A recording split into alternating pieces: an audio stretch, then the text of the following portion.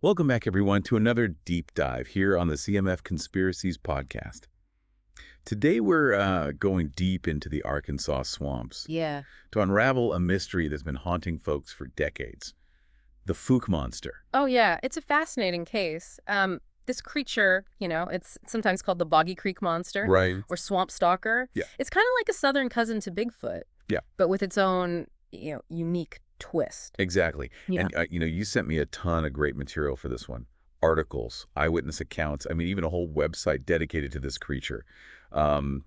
It's clear that this isn't just some, passing fad. Right. The Fouke Monster has a serious grip on people's imaginations. Absolutely. And what we're going to do today is we're going to try to sift through all this information and see if we can separate fact from fiction, or at least get a little closer to understanding what's really going on in those murky waters. I love it. Okay, so let's start with one of the most famous encounters, the one that really put the Fouke Monster on the map, the 1971 Bobby Ford incident. Yes. This is the case that launched 1,000 monster hunters. Right. Bobby Ford and his family had just moved into a new house when they claimed to be terrorized by this creature. Right. Ford described it as 7 feet tall, hairy, with glowing red eyes. Mm-hmm. And let's not forget that Yes. heavy breathing. It's those sensory details that really get to you, right? Like imagine being in their shoes, hearing that creature outside your window. Yeah. Ford even said he had to run through his front door to escape. Wow. Didn't even bother opening it. Just went straight through. Quite a visual, isn't it? And this wasn't just some fleeting glimpse either. Right. Ford reported claw marks on his porch, and his family was so terrified that they actually moved out less than a week after moving in. Wow, talk about a housewarming party gone wrong. Yeah. This incident obviously, sent shockwaves through the community and beyond. It got picked up by the media. And of course, it became the inspiration for the 1972 cult classic film, The Legend of Boggy Creek. Exactly. The Bobby Ford incident became the foundational story, the one that everyone references when they talk about the Fouke Monster. Right. But what's interesting is that this wasn't the beginning of the legend. Right. If we dig a little deeper, Yeah. we find reports of similar creatures going back decades before the 1970s. You're right. For example, there's a 1946 report given to Sheriff Leslie Greer where a woman describes seeing a creature that looked and walked like a man, but she didn't think it was a man. Wow. So clearly, something strange has been lurking around those swamps for a long time. And that's what makes this so intriguing. Yeah. It suggests that the Fouke Monster isn't just a product of the 1970s monster craze. Right. It has deeper roots Right. in local folklore and history, which makes you wonder, what were people seeing all those years ago? Right. So let's try to paint a picture of this creature. We've got these eyewitness accounts, but they often differ on the details. Yeah. What are some of the most common descriptions? Well, as you mentioned, the height estimates are all over the place. Yeah. Some say 7 feet tall, others claim it's over 10 feet. That's a huge discrepancy. Yeah. Could it be that fear is exaggerating the size in people's minds? Right. Or maybe the creature's posture changes Yeah. depending on the situation, making it appear taller or shorter. That's a great point. And then there's the whole three-toed footprint mystery. Yeah. Some researchers, like Frank Schambach, Right. saw this as evidence of a hoax, right? Yeah. Because primates, including Bigfoot-like creatures, should have 5 toes. Exactly. Right. His argument was that someone was deliberately trying to mislead investigators Right. with fake footprints. Yeah. But on the other hand, some reports mention footprints of different sizes, some much smaller than you'd expect for a creature Right. of the Fouke Monster's alleged stature. Right. Could we be dealing with multiple creatures, maybe a family group Yeah. with different ages and sizes? It adds another layer of complexity to the whole thing. Okay. So we've got varying heights, Yeah. mysterious footprints, Mm-hmm. but there's one detail that seems to pop up in a lot of these accounts. The smell. Ah, yes. The infamous skunk and wet dog odor. Oh, yeah. It's a recurring motif I bet. that adds a very visceral element Right. to these encounters. Oof. I can only imagine. That's a smell that would linger in your nightmares for sure. Hmm. And some witnesses also describe glowing red eyes, Right. adding to that creepy factor. Yeah, It seems like the Fouke Monster knows how to make a memorable entrance. they do. But let's be real here. Not everyone buys into the Fouke Monster hype, right? Right. There are plenty of skeptics out there who say there's no way such a creature could exist without leaving behind more concrete evidence. Of course, and they have a point. Right. Despite all these sightings, there's no clear photographic or video evidence, Right. no DNA samples, Right. no skeletal remains. Yeah. If this creature is as prominent as some claim, you'd think we'd have found something more tangible by now. Yeah. Or maybe the creature is exceptionally good at hiding. Right. Or maybe the swamp environment makes it really tough to Yeah. find and preserve evidence. It's like searching for a needle in a haystack. But here's what I find interesting. Yeah. Even without that smoking gun evidence, Right. the Fouke Monster legend continues to thrive. It does. Why do you think that is? Well, I think it speaks to the power of storytelling. Yeah. And how certain narratives become deeply ingrained in a community's identity. Right. The Fouke Monster has become a symbol of this region, a source of both pride and mystery. Right. And there's something undeniably captivating about a mystery, isn't there? Of course. The unknown has always held a certain allure for humans. It makes you wonder, doesn't it? Why are we so drawn to stories like this? Yeah. Even without hard proof. Is it the escape from the mundane? The allure of a world we don't fully understand? Right. Or perhaps a yearning for something beyond the ordinary? Perhaps it's a combination of all those things. Yeah. We're curious creatures by nature. Yeah. And the Fouke Monster offers us a glimpse into a world that lies just beyond our grasp. It's a reminder that there are still mysteries out there waiting to be unraveled, and that's where the Fouke Monster Festival comes in. You're right, yeah. It's a yearly event where people gather to celebrate this creature. Yeah. It's a testament to its enduring grip on the local culture. You know, it's not just about believing in the monster, is it? No. It's about that shared experience, that sense of community that comes from embracing this mystery together. Absolutely. And speaking of embracing the mystery, we've got this whole timeline of encounters stretching back over a century. Right. Researcher Lyle Blackburn did some incredible work compiling these reports. Right. And it gives us a much broader perspective on the Fouke Monster phenomena. It's not just a handful of isolated incidents, right? Yeah. We're talking about a consistent pattern of sightings Right. across generations. Right. That adds a whole new level of intrigue to this case. It certainly does. And when you start looking at this timeline, Yeah. you notice some recurring themes, Yeah. like that pungent odor we discussed earlier. The skunk and wet dog combo. Yeah. Yeah, it seems like that's a pretty common experience Yeah. for those who claim to have encountered the creature. Yeah.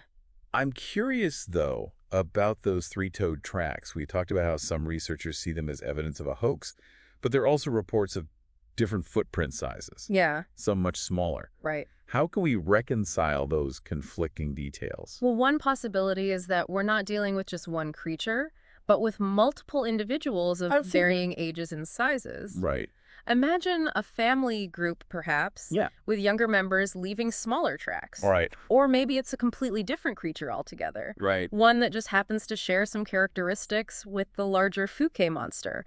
This whole thing might be more complex than we initially thought. It's like peeling back layers of an onion, isn't it? Uh-huh. The more we dig, the more questions we uncover. Exactly. But let's shift gears for a moment. Okay. And talk about the creature's alleged behavior. Right. Our sources describe everything from stealing fish from fishermen Oh, wow. to peeking into windows and even raiding chicken coops. It paints a rather mischievous picture, doesn't it? It does. But beyond the humorous anecdotes, these reports raise interesting questions about the Fouke monster's potential intelligence and adaptability. Right. If we entertain the possibility that this creature is real, it seems to be demonstrating an awareness of human activity and resources. That's a bit unsettling, isn't it? To think that there might be a creature out there observing us, interacting with our world in ways we don't fully understand. It challenges our perception of where we stand in the natural order of things, doesn't it? It does. We tend to think of ourselves as being at the top of the food chain. Right. Yeah. But what if there are creatures out there that are just as intelligent and adaptable as we are, but choosing to remain hidden? Okay.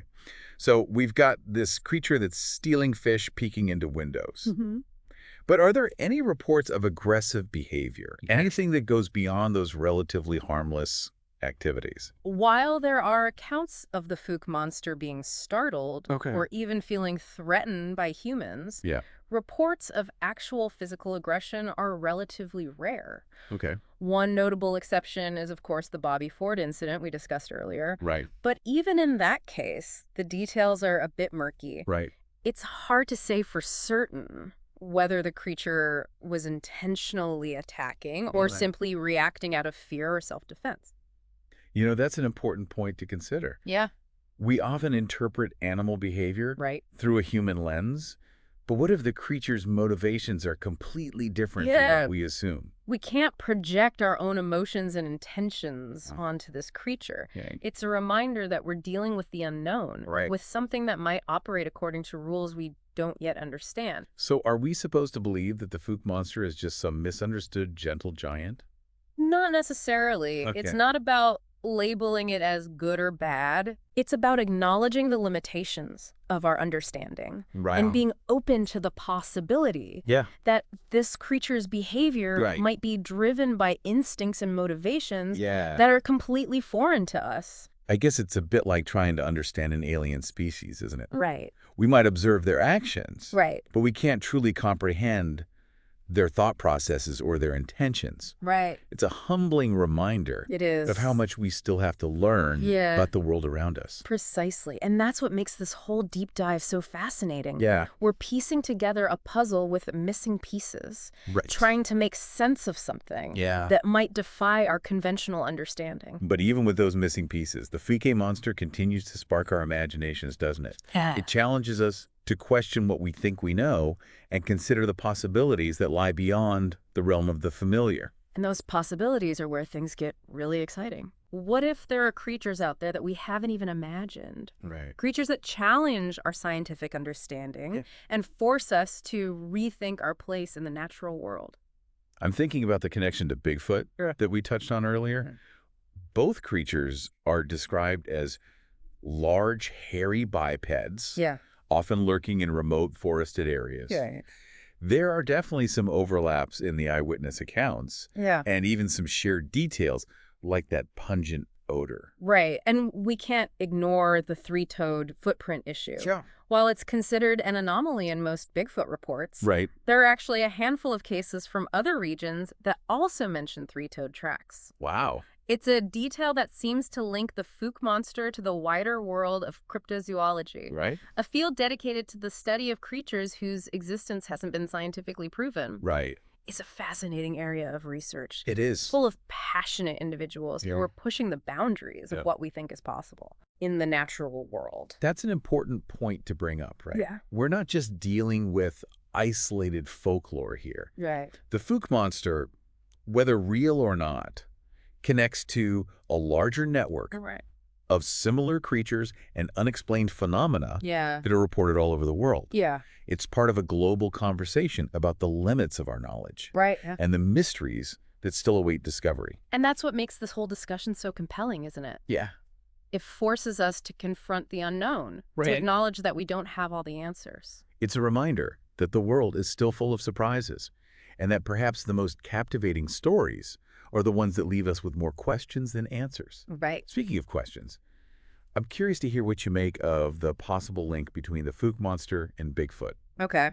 Is it just a coincidence, or could there be a real biological connection? Well, there are a few possibilities to consider. Okay. It could be that the Fouke Monster is a regional variation of Bigfoot, Okay. perhaps adapting to the specific environment of the Arkansas swamps. Okay. Sort of like how different species of bears Right. can have distinct characteristics based on their habitats. Okay. So a southern cousin of Bigfoot Yeah. adapted to swamp life. Right. That's interesting. What other explanations have researchers put forward? Another possibility is convergent evolution, Okay. where unrelated species develop similar characteristics I like it. due to similar environmental pressures. Okay. For instance, sharks and dolphins both have streamlined bodies and fins, Right. even though they belong to completely different branches of the animal kingdom. So you're saying that the Fouke Monster and Bigfoot might have evolved along similar lines even if they're not directly related? Exactly. That's fascinating. But how would we even begin to test these theories?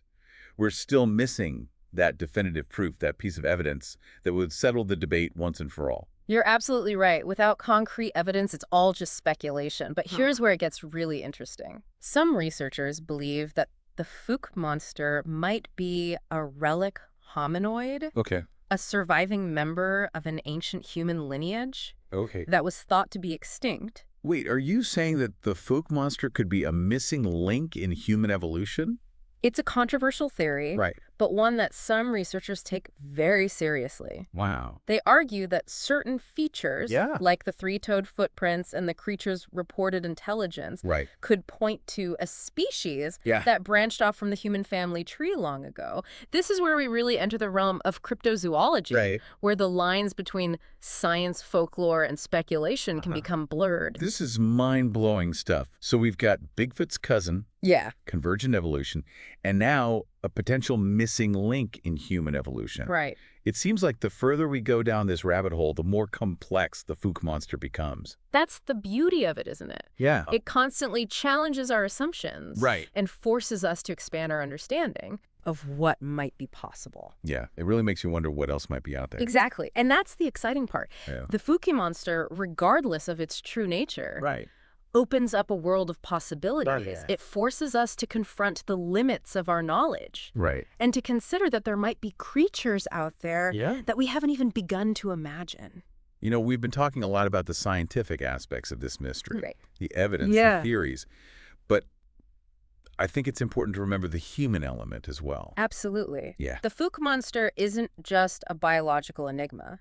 Right. It's a cultural phenomenon, a story that has been passed down through generations, Right. shaping the identity of this region Yeah. and capturing the imaginations of people far beyond the Arkansas swamps. I think that's one of the reasons why this legend continues to resonate with so many people. Right, It taps into something deeper than just our curiosity about the natural world. right. It speaks to our fascination with the unknown, Yeah. our desire to believe that there are still mysteries out there waiting to be uncovered. It's about embracing the possibility, the what-ifs, Right. and the Fouke Monster, with its blend of tantalizing details and enduring mystery, provides the perfect canvas for those imaginative leaps. Yeah. Think about the stories we tell ourselves. Right. The myths and legends that have been passed down through cultures for centuries. Right. They often reflect our deepest fears and desires, our Yeah. hopes and anxieties. Yeah. It's like those stories serve a purpose, helping us make sense of the world around us and our place within it. And even if we never find definitive proof of the Fouke Monster's existence, the stories and the discussions they spark will continue to enrich our lives, encouraging us to think critically, to question what we think we know, and to remain open to the wonders that might be lurking just beyond our understanding. You've hit the nail on the head. It's not always about finding the answers. Right. Sometimes the journey itself is the reward. Right. And the Fouke Monster has certainly taken us on quite a journey in this deep dive. We have. We've explored eyewitness accounts, scientific theories, cultural significance, and even touched upon the wider world of cryptozoology. It's been a great journey. It has. And through it all, the Fouke Monster has remained an enigma. A Right. creature that defies easy categorization. Yeah.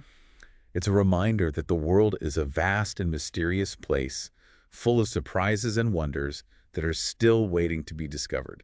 So as we wrap up our deep dive, I want to leave you with this thought. Okay. Keep exploring, keep questioning, and never lose that sense of wonder. Love it. Who knows what other mysteries might be out there waiting for us to uncover them? Until next time, keep your eyes peeled for anything strange lurking in the shadows. Yeah. You never know what might be out there. Thank you for joining CMF Conspiracies podcast. What do you think about the topic we covered today? Comment below with your thoughts on this subject. If you have a conspiracy you wish for us to deep dive into, please send your topic to our email address or leave it in the comments. Thank you again for watching. Like and subscribe for more content like this.